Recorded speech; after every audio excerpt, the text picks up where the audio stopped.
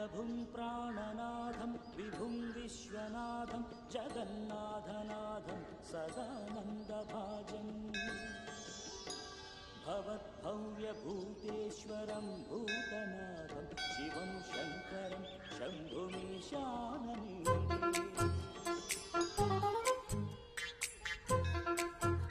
లడ్డు తలదూకనా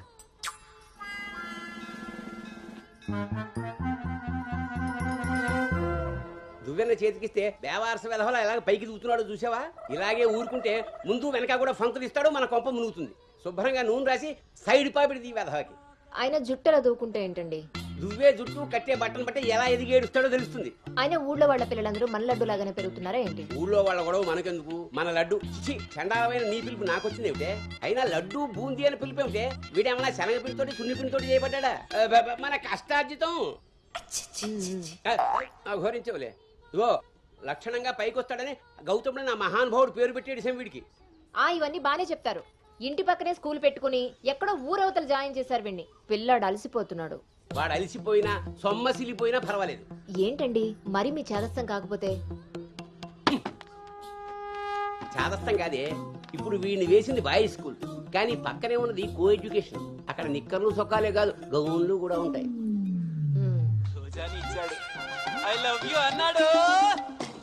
నా పెంపకం ప్రకారం వీడు పడ్డనుకో, కానీ ఏ గౌనన్నా వీడి వెనకాల పడిందనుకో చదువు సంకనాగిపోతుంది. ఏమిటండి వీడి వయసు ఏంటి? మీరు మాట్లాడేదేంటి అసలు? వయస్సు వీడిది. రే నీకొచ్చిన పాట వాడు పాడమ్మా. చిలుక క్షేమమా కులుక కుశలమా ప్రియతమా. అబే ఒక సినిమాకి షికారికి తీసుకెళ్లకుండా మొక్కలు కంచె వేసి పెంచినట్టు ఇంత కట్టుదిట్టంగా పెంచుతుంటే ఇప్పుడే వీడు చిలుక క్షేమమా అంటున్నాడు. వదిలేస్తే లక్సు పాప అంటాడు. ఈ జనరేషన్ పుట్టడమే రేసు గుర్రాలా పుడుతున్నారు. కళ్ళె వేయకపోతే కంచె దాటేస్తారు. 20వ సెంచరీలో వీడికి ఏదో ఉద్యోగం వస్తుంది. అసలు అప్పటి జనరేషన్ ఊహించుకుంటేనే భయం వేస్తుంది. ఇప్పుడే వీడిని మనం ల్యాబ్లో పెట్టుకోకపోతే ఇదిగో ఇలా తయారవుతాడు. ఈ రోజు నుంచి మన ఇంట్లో భక్తి ఛానల్ తప్ప ఇంకోటి రావడానికి వీల్లేదు. నా మొహం వస్తాయంట పదా.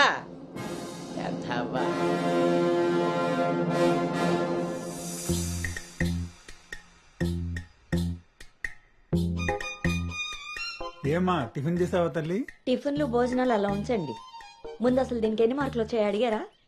ఏమే మ్యాథ్స్ నీకు ఎన్ని మార్కులు వచ్చాయి? 82 మార్క్స్ అమ్మా. ఆ మాధవ్ కూతురికి ఎన్ని వచ్చాయో తెలుసా? 99. అయినా సరే అదేం తింటలేదంట. ఆ మార్కులతో కడుపు నిండిపోయింది అనుకుంటా. నీ మొహం. ఆ ఒక్క మార్కు ఎలా మిస్ అయ్యానా అని ఫీల్ అవుతుందంట. అది చదువు అంటే. బాబు గారంతో ఇలా తయారయ్యావు. అనుకొచ్చినవి కూడా డీసెంట్ మార్క్సే కదా.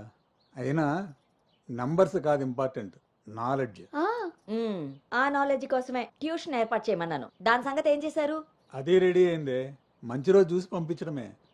నువ్వు పదవే, టైం అయింది. ఎంతకీ అది ఆడపిల్ల ట్యూషనేగా?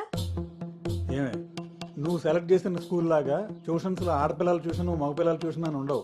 ఇంకా ఆపండి. మగపిల్లలు ఉన్న ట్యూషన్లో వేస్తే దీనికి తగ్గిన మార్కులు రావడం కాదు, దీనికి వచ్చిన లవ్ లెటర్లు మీరు నేను చదువుతూ కూర్చోవాలి. ఏం మాట్లాడుతున్నావే? చాలా ఆపండి. ఆ ట్యూషన్ సంగతి కూడా నేనే చూసుకుంటాను. నువ్వు గదిలోకి పదవే, పద.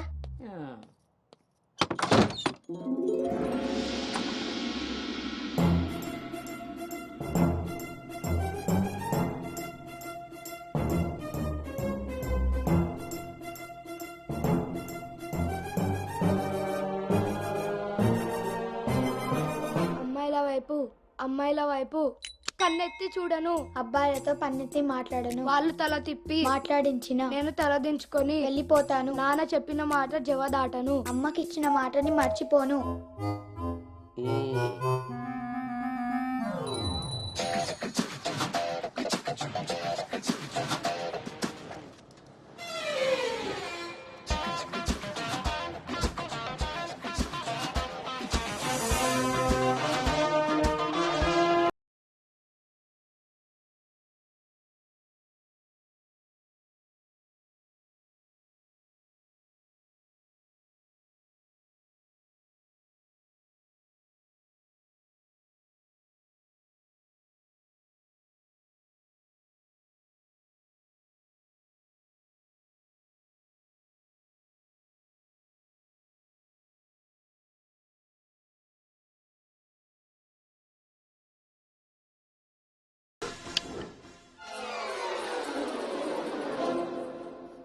ఇప్పుడు ఏమైందండి?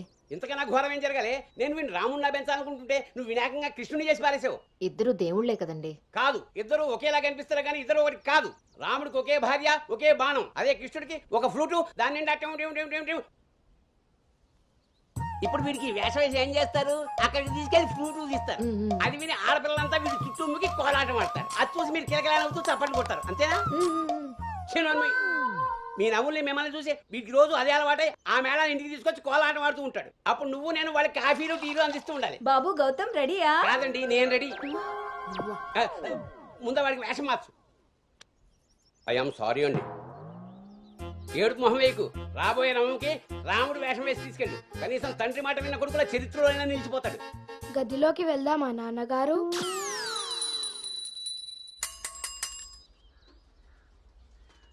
ఏ తీరుగా నన్ను అది రే ఇవాళ సుత్తి అదిరిపోయింది రే అన్నమ్మా బేగరా రే, ఎంత ధైర్యం ఉంటే ఆడపిల్ల కూర్చునే రిక్షాల్లో మగపిల్లని ఎక్కిస్తావరా?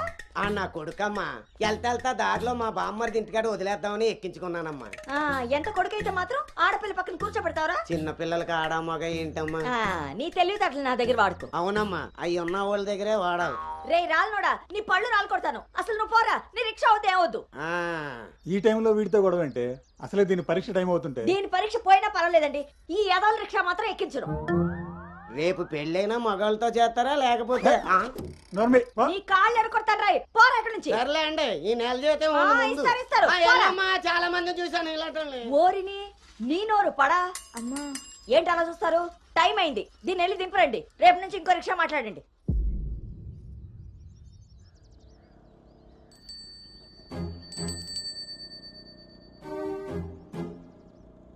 నానా, ఏంటి తల్లి? రేపటి నుంచి నాకు రిక్షాలో ఫ్రెండ్స్ కూడా లేరు కదా?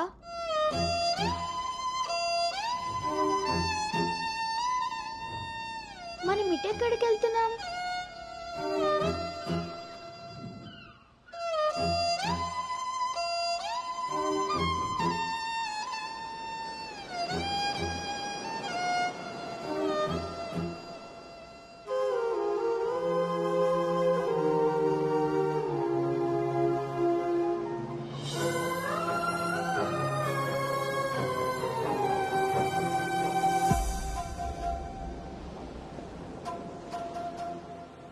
ఈ రోజు నుండి తనే నీ బెస్ట్ ఫ్రెండ్.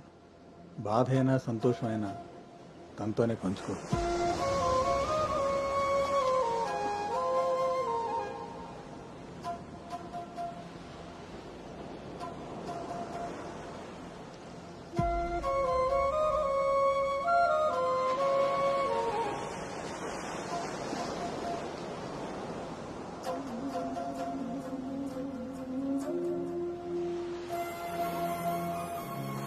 బాధ నీతో చెప్తే నాకు రిలీఫ్ ఎలా అవుతుంది? నా సంతోషాన్ని నీతో షేర్ చేసుకుంటే అది నీకెలా అర్థం అవుతుంది?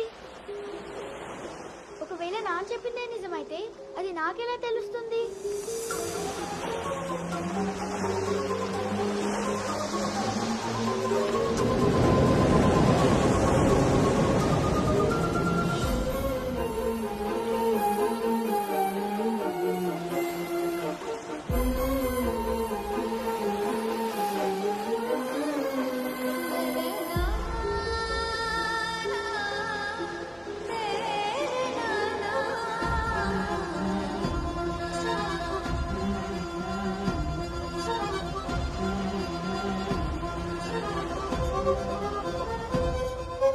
నీకు విషయం చెప్పనా?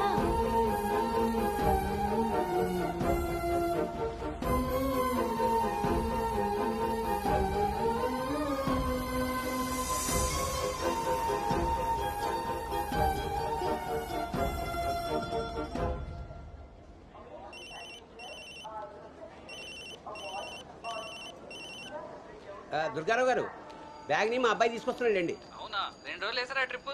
అబ్బే, అర్జెంటుగా ఫోన్ వచ్చిందని పెడుతున్నానండి. ఎల్లుంటికైనా ఆఫీస్లో ఉండను. వీడి డ్యూటీ కన్నా నా డ్యూటీ మీద కాన్సన్ట్రేషన్ ఎక్కువ. పెదవులందరూ నాకే తగులుతారు.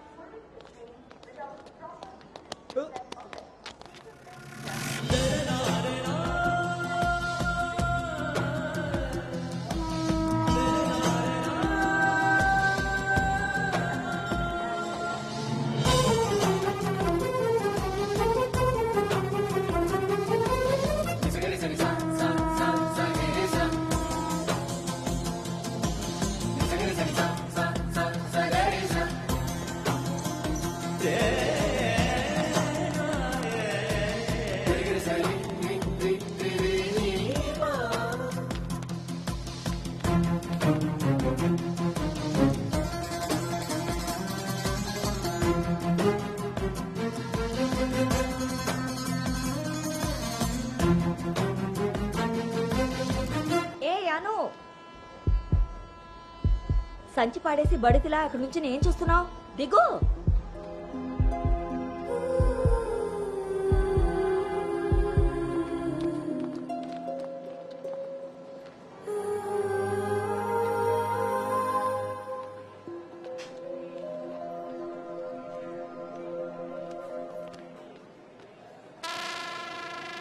ఏం చేస్తున్నారు ఇక్కడ? పాస్ వస్తుందా? నాన్న, పద, ట్రైన్లో బస్సుకుంది కానీ. పర్లేదు నాన్నగారు, నేను వెళ్తాను. పాస్ వచ్చుకు వస్తుంటే సైకిల్ దొక్కుతావురా? పదా పదా. నువ్వు ఇక్కడ కూర్చోవే. ఒరే, నీ సీట్ నెంబర్ ఎంత? 52 అండి. నువ్వు వెళ్ళి 69లో కూర్చో, వెళ్ళు. పోసుకొచ్చేరా వెళ్ళు. రే గౌతమ్, నానింట్లో లేడు కదా అని చెప్పి క్రికెట్ అని ఫ్రెండ్స్ అని వెధవ తిరుగుళ్ళు తిరిగావో. అలాగే నాన్న.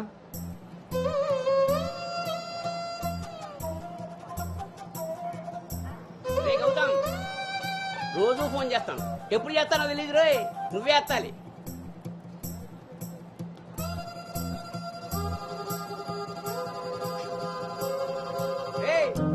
నేను ఇక్కడ మాట్లాడతాను, నువ్వు అక్కడ చూస్తావేంటి?